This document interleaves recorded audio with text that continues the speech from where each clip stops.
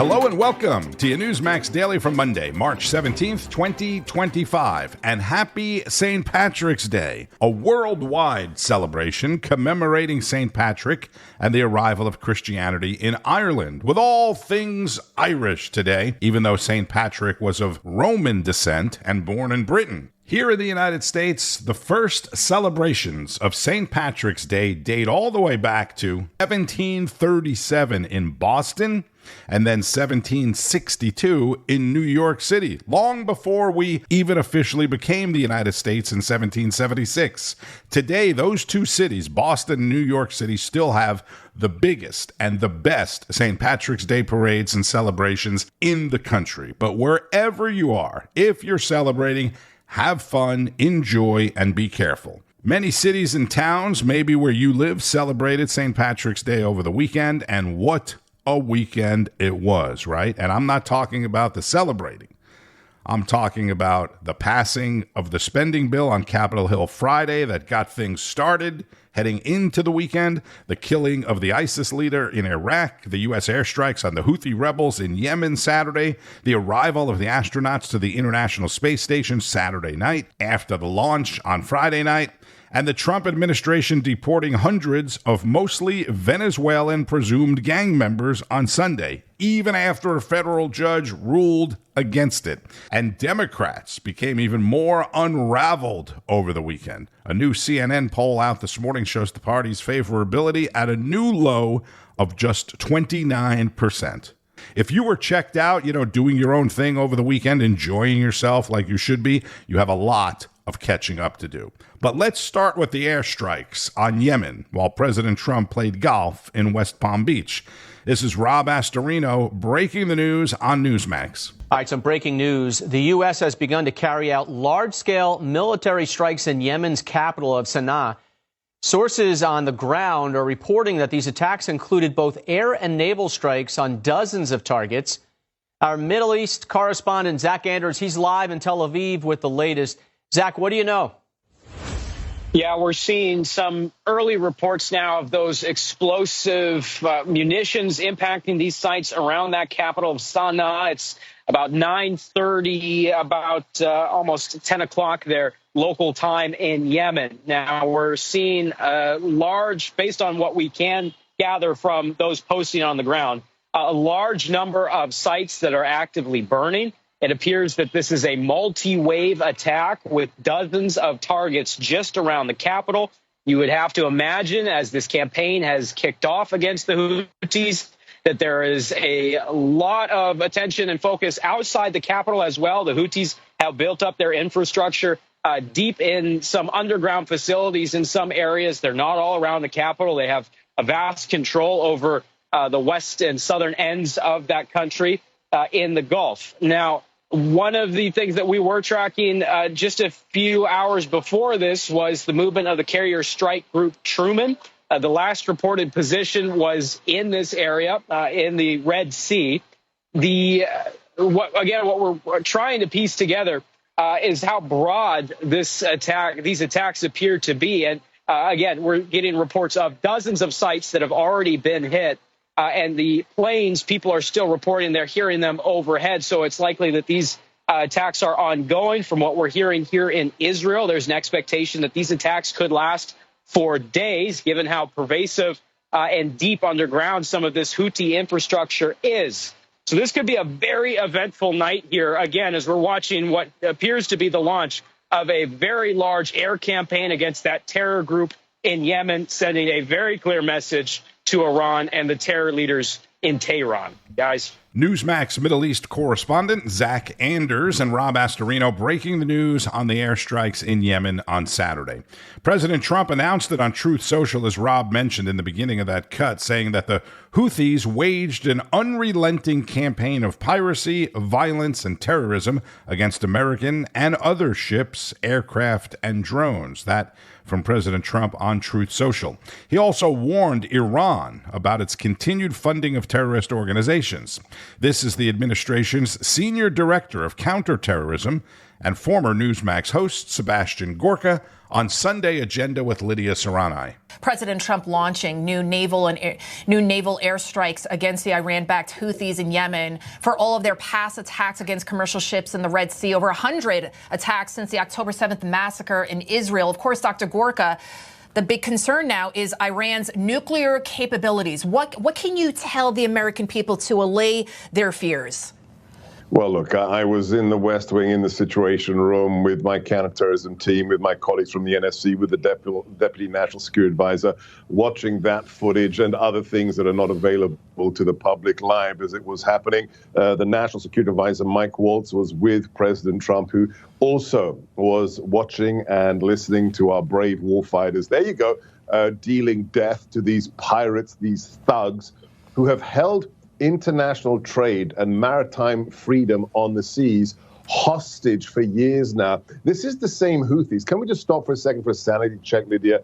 Biden, I don't know if it was, the auto pen again, but Biden's administration removed these terrorists, these bloodthirsty jihadists from the foreign terrorist designation. Why would you do that? It's a very interesting question. We're going to get to the bottom of that. But President Trump isn't having it. The fact that in the last year and a half, our military vessels has been fired at more than 100 times. A U.S. vessel hasn't been permitted to traverse that waterway for more than a year. I'm sorry. President Trump not only loves America in terms of national security and peace through strength, he is committed to the American economy and to global free trade. And that's why our daring warfighters did what they did yesterday, to make sure that that seminal shipping lane is open to the world's traffic, not just American shipping.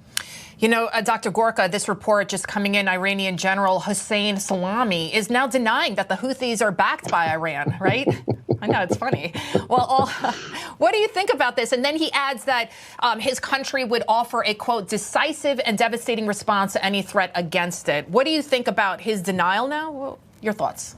Well, I think he should probably take up stand-up comedy as his next profession after his regime collapses because the people of Persia want their country back. I mean, look, this is a bunch of, former charcoal smugglers. That's who the Houthis are. And we're supposed to believe what? That somehow they got their hands on air defense missile systems with which they're shooting down unmanned U.S. vehicles that are taking out terrorists. Yeah, we know where the Houthis are getting their advanced weaponry from. It is from the #1 state sponsor of terrorism, and that is the Islamo-fascist regime in Tehran.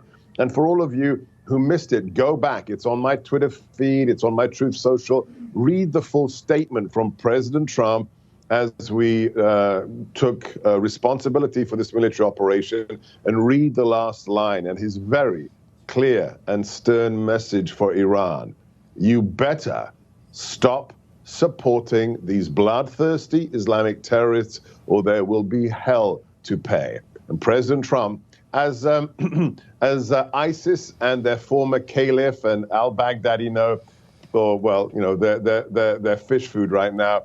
President Trump is not a man to be trifled with, Lydia. No, he is not. The Trump administration's senior director of counterterrorism and deputy assistant to the president, Sebastian Gorka, on Newsmax yesterday. Trump announced on Friday night that a high-profile ISIS leader and another operative of the terror group were killed in a targeted attack by U.S. and Iraqi forces. That is what Sebastian was referencing there a moment ago. Saturday, the U.S. military released a video of the airstrike that they say killed the ISIS leader. That is out there. If you want to see it, you can search it out. Lydia also spoke with former FBI Special Agent and Navy SEAL Jonathan Gilliam. So let's reiterate the question there. Joe Biden, sure. he took them off the terror as a terror group, and then President Trump came in, added them back in. So the significance of that. So I think when we look at the auto pen fiasco that Joe Biden has had, we have to ask the question, who was making those decisions? Because when you look at those from a tactical perspective, which the military also always looks at everything from, or should look at it from a strategic and tactical perspective, what is it going to get us short term and what does it get us in the long term in that region that is beneficial to us and our allies? And there was no tactical or strategic reason to take them off of the terrorist watch list or to do the small strikes that they did before. This is where I hope and I believe that President Trump and his administration see things differently. You cannot just hit a couple of targets in Yemen and expect the Houthis to go away, because the Houthis are Iran, just like Hamas is Iran, just like Hezbollah is Iran, and over approximately 40 different proxies around that region that are either supported by Iran through financing, training, supplying, and manpower. Iran is the force in that region through proxy, and that's very important for people to realize. You know, it's not a war like you have between the Ukraine and Russia, where Russia is the fighting force. Here, there are many different conflicts going on, and Iran is behind them all in one way or another.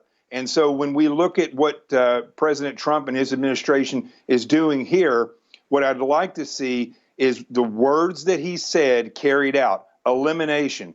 If you do not eliminate a majority of the fighting force and the executive forces within the Houthis, then it's not going to go away. But if you just stop right there, it's not going to go away. Iran has to be dealt with. And there's only a few ways that you can deal with them, and they really work best when they're in combination. One is militarily, which nobody has done for whatever reason, except for Israel a couple times, just to show them that they could be hit. But also the sanctions that President Trump did before, very effective, but without military intervention, Without that combination, you are not going to eliminate the force. That's what Iran understands. They understand force. They do not understand or work with diplomacy. It's a game for them. What they do understand is a fighting force or a president and his administration that will come in and use all means necessary to weaken and ultimately destroy their ability to wage war on anyone else. That is what I hope this turns into. And Lydia, I'm not a war hawk. I don't believe that in creating these forever wars. But if we have an enemy and we go after them, that enemy has to be eliminated. Their ability to fight and oppress needs to be eliminated. And that has not been done up until this time. Right. We're talking about a group that backed Hamas, right? And Hamas, we saw the terror that they rained upon Israel on October 7th, baking babies, right, in ovens. Let's not sugarcoat just how horrific this group is. This is what started all of those attacks on the shipping lanes, more than 100 attacks on vessels in the Red Sea. And these attacks were framed as a way to pressure Israel to stop the war, to weaken them. So to back Hamas, and that's why diplomacy doesn't work. Appeasement doesn't work when you're dealing with these kind of, you want to call them people, but I mean, they're not even people. Newsmax host Lydia Serrani with former FBI agent and Navy SEAL Jonathan Gilliam. He mentioned the Ukraine-Russia war, right? President Trump, on Air Force One last night, returning to Washington from Florida, announced that he plans on speaking with Russian President Vladimir Putin tomorrow, Tuesday, about ending the war in Ukraine. I'll be speaking to President Putin on Tuesday, and a lot of work's been done over the weekend. We want to see if we can bring that war to an end. Maybe we can, maybe we can't, but I think we have a very good chance. The president was also asked about the decision to ignore a judge's directive to turn around 2 flights with hundreds of Venezuelan illegals believed to be gang members. That was a bad group. When you look at them and you look at the crimes that they've committed, you take a look. You don't get any tougher. You don't get worse than that. You understand that. While the planes were already in flight, a district judge issued an order temporarily blocking the deportations and then verbally ordered the planes headed to El Salvador and Honduras to turn around. But they just kept on going. And did you see some of the videos on social media over the weekend of these guys being put on the buses and the planes all shackled up? It was awesome, right? And these are the people that the Biden administration let walk into the country by the thousands every day. And now that SpaceX Endurance capsule with Crew 10 arrived at the International Space Station after blasting off from Cape Canaveral on Friday night, NASA astronauts Butch Wilmore and Suni Williams are scheduled to return to Earth tomorrow after 9 months in space. They were supposed to be up there for 8 days. You remember? This is Suni Williams after the crew arrived. Houston, thank you for tuning in this early morning. It was a wonderful day. Great to see our friends arrive. Can you imagine? 9 months. And let's go back to Friday night's edition of Rob Schmitt Tonight for the launch from the Cape Canaveral Space Force Station with Florida Rep. Mike Haradopoulos. You can see these are live pictures. Cape Canaveral Falcon 9 is the name of the rocket. Elon's rocket heading for the International Space Station with 3 astronauts and a Russian cosmonaut who are already buckled in and ready to go. They're going to rescue Butch Wilmore and Suni Williams, who have been stuck in space now for 9 months after our last president, Joe Biden, refused to let Elon do this rescue mission during the campaign last year for obvious political reasons. Didn't want to give Elon Musk a big win. Right now, as I mentioned before, for too long we're relying on the Russians to get us up into space after they got rid of the shuttle program. NASA has been focused on getting to the moon, and that's what the Artemis program is all about. Yeah. Of course, you have a few different companies, ULA and others, who get their satellites that we need for our modern technology. Of course, SpaceX leads the charge over, I think, almost 100 launches last year. This year, well, hang on, just 1 second. Here we go. We are Here off. We go. There she goes. 4 astronauts or 3 astronauts and a cosmonaut on board. Stay with us for just 1 second, Congressman. We're going to watch this together. This is taking off from Cape Canaveral. You can see the beautiful Atlantic Ocean there in the background, off into space on a rescue mission for 2 stranded astronauts. Let's listen in. So far.